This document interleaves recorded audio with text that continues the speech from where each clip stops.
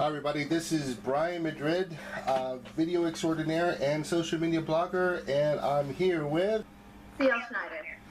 Ms. Schneider. Thank you very much for the interview. Thank you very much for your time and effort here. Just for the fans, tell me a little bit about yourself if you don't mind. My name is C.L. Schneider, as I just said, but you can call me Cynthia or Cindy. I write epic and urban fantasy for adults, including the Crown of Stones trilogy and the Nightfire series. I'm from the Midwest originally, but I live in New York's Hudson Valley region with my husband and 2 sons, and our 80-pound dog and 2 cats. Most days you can find me right here at my desk, writing away when I'm not letting the cats and dog in and out 50 times a day. That's wonderful. How is the relationship with the cats and dogs? Is it a mutual understanding or just a vengeful onslaught? Well, the dog is a big baby considering how large he is. And our older cat cannot stand him. I think she's mellowed to him a little bit, but she really hates our kitten. I think wow. She secretly plots her demise on a daily basis. So.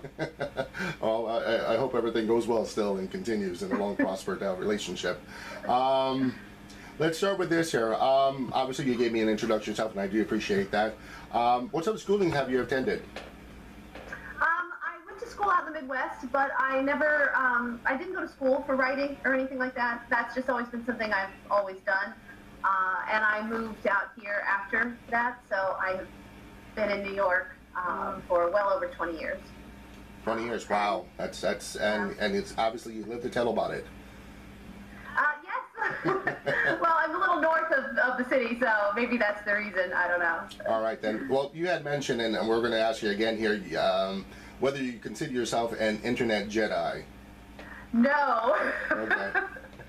Definitely not. I used to think I knew what I was doing, but now I go to my 14-year-old whenever I really need help with something. Oh, okay. Well, that's resourceful. That's really a plus on your half here. Just out of curiosity, any particular sites you're interested in searching or viewing or anything of that sort, like YouTube, Twitter, anything of that sort? I'm definitely a Twitter girl. Okay. You know, I'm on Facebook, obviously, but it's not my favorite.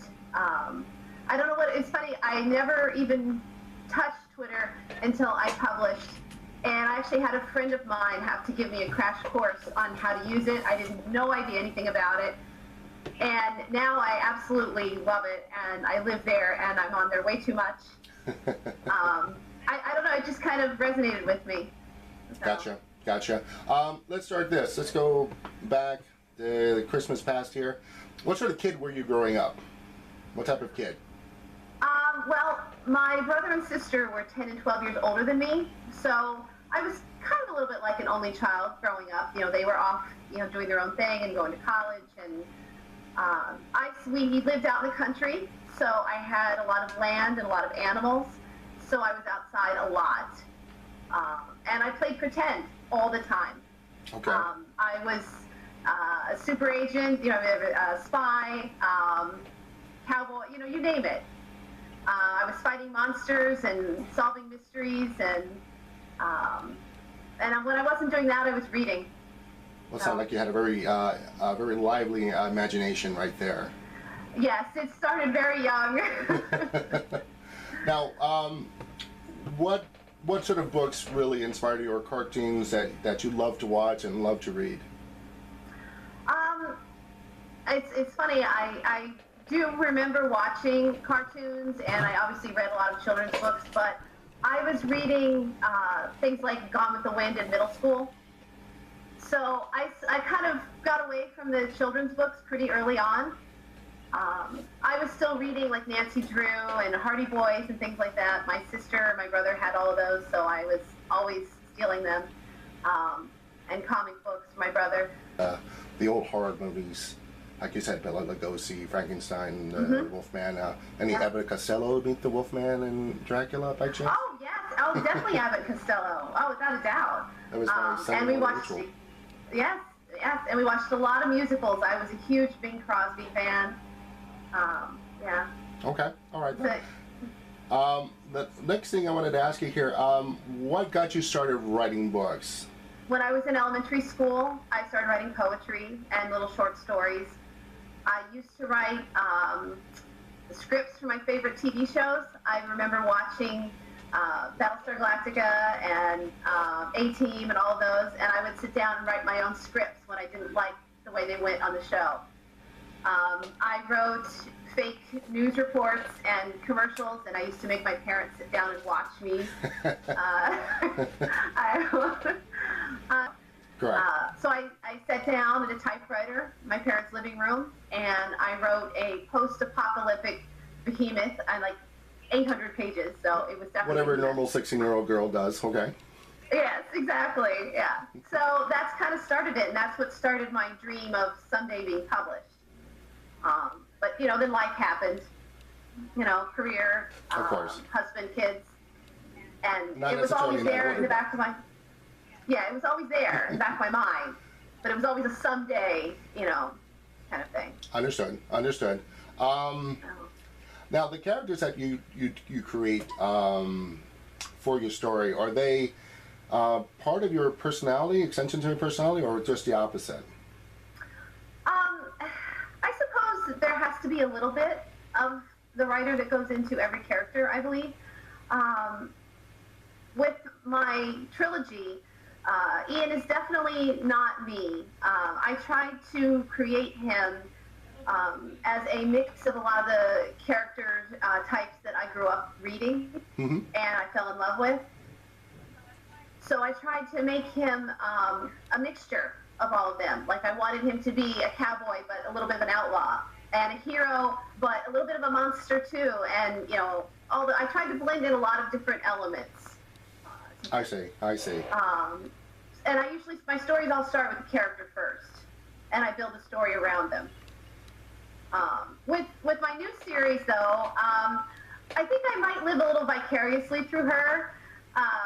She has quite a fast metabolism, and she can eat and drink whatever she wants. So she's like, you know, popping donuts in her mouth, and I'm like, yes, I wish that was me. Oh, I would envy that. Were there any steps to do research of the type of character that you're not sorely familiar with, or were there any regiments that you had to go through research? I'm not sure that there was any specific for the character themselves. Maybe some of their abilities. Okay. I actually did a fair amount of research for the new book. A lot of urban legends. The book touches on a lot of different things. You've got dragons and parallel worlds, shape-shifting abilities, empathic abilities, arson and crime scene investigation. So I really had a lot that I was looking into for this one. Wow. Tend to write from start to finish nonstop every day, write a page. Are you that sort of author, or basically whatever inspires you? I wish I could say I wrote every single day. I try to, but there are a lot of things that go into it. Just because I'm not physically adding to the word count doesn't mean I'm not working on the book. You know, it could be research, it could be plotting, it could be searching for names, you know, whatever it is. I try to do something, even if it's not adding to the word count. Okay. I definitely am a firm believer that if you just sit down and get started, even if you're not in the mood for it, it will come. You have to train yourself to do that. Do you get more satisfaction writing it down, or just simply having a voice recorder? I always have a notebook with me, and I'm always talking into my phone. So, or you know, I've got things scribbled everywhere. Well, I'm sure it's a process of organization that's beyond our measure here. Let's start with this here. Let's get more into the book here, Nite Fire Flash Point here. Can you give me the basic of the story itself? The story is based on, well, it's featuring Dahlia Knight. She is a shape-shifting creature hunter from a parallel world ruled by dragons. So it's set in a fictitious city, Sentinel City, mostly, although you do get to see parallel worlds, including the world she's from. And it's based on the idea that all the creatures from myths and legend actually exist, but on parallel worlds. So the sightings that we've seen and all the little reports over the years of creatures and unexplained things were actually these real species slipping through the cracks between the worlds. And then the dragons who rule the world where she's from are actually in charge of all of this. They are the ones who have all the knowledge. They're the oldest species. And they kind of have kept a secret since the beginning of time that all these worlds exist.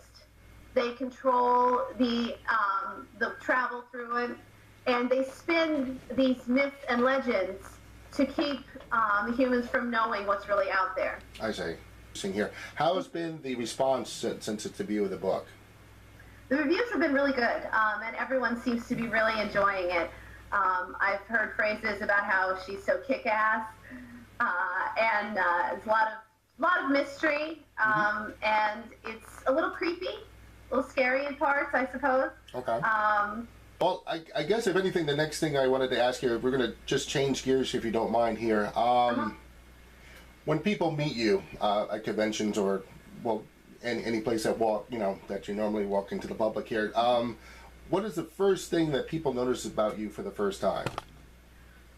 Well, at conventions, I hope it's my smile, because I'm usually having a really good time. I love the atmosphere and the energy at the cons, and I'm usually having a blast. So I would hope it be my smile. I'm glad. But after that, it's probably my sarcasm, which kind of tends to come out pretty quick. Okay. What is your biggest pet peeve? I would have to say people who carry on extremely loud phone conversations in public. Oh, okay. That kind of bugs me. Okay. Like your character here, if you could have any food or drink to consume without gaining an ounce of weight, what would it be? Chocolate of any kind. Oh, a woman after my own heart. Wow. Things that you would bring on a zombie outbreak. Oh, you mean the apocalypse I've been waiting for forever? It seems like everyone is. You and I and everyone else. I've got my boots all picked out. I've got my purple leather jacket. Aside from that, I would definitely bring a screwdriver. I think it's very handy. You can open a can so you can eat. You can stab some brains. Yeah. Okay, from one extreme to the other. Okay. Cindy, what is your greatest achievement thus far? Besides my children, it would have to be finishing the Crown of Stones trilogy. Okay. All right. What is your greatest flaw? I'm a workaholic. Okay. I could basically do something involving my writing or promoting or something 24 hours a day. Next question is, if you could acquire any superpowers that you desire, what would it be? Teleportation. So I'm assuming you want to be there on time. I would love to be able to visit my family out in the Midwest whenever I want. And there's so many places in the world that I would love to see. Was there ever a moment that a fan gave you a thoughtful gift? Not a gift so much, but I think just what they say to me after they've read one of my books is the biggest gift. I mean, I've had people tell me that I've taught them how to write first person by reading my books. I've had people tell me that I made them scream and cry and smack the arms of their chair in frustration. Wow, what a gift! And that I've given them terrible book hangovers, and that's my goal. Bring your parents to school day. Have you ever talked about your books at school for the kids? I haven't actually, mostly because I do write for adults. Okay. My children obviously have talked about, the fact that I am, and their friends all know, and some of their teachers do know. But, there was a time that I was supposed to go, that they were wanting me to come and talk, and it fell through somehow. I don't remember what happened, but I remember when I first published, and I did my first talk at the local library, and they had a sign out front with my name on it. And there is, of course, the Crown of Stones that you've written a trilogy on that. Just a brief description about that. The trilogy? Yeah. The Crown of Stones is, you can see the picture behind me. Yes. It's the story of a man born with an addiction to magic. So it's an immersive, dark fantasy. That it's time spanning. There's lots of twists and turns. It's very complex, very emotionally heavy. It's written first person, so it really drags you into the struggle with his addiction and the slavery and the prejudice that has existed in this world for centuries. Just for the fans out there, where we can find more information about you and the books that you write, and where can they go and purchase them? Well, definitely you can check out my website at C.L.SchneiderAuthor.com. There are excerpts from all my books. You can see the book trailers and read little snippets of reviews, just some background information. Mm-hmm. And all my books are on sale on Amazon in paperback and for Kindle. And you can also find me at a lot of local Comic-Cons, which if you go to the event page on my website or sign up for my newsletter, that will give you an idea of where I'm going to be. Any chance of you coming in the East Coast? Well, we'll see. Okay, all right. I will be, my next con is the Hudson Valley Comic-Con in Poughkeepsie, New York in May. And then I will be in Albany in June. Okay. All right, then. Well, fans, you heard about that. It's in Poughkeepsie, the Hudson Valley Comic-Con, correct? Yes. Very good. And I wish you well and great success. Thank you so much, Brian. It was a lot of fun. Thank you. Well, that's my story, and I'm sticking to it. Have a great day, everyone.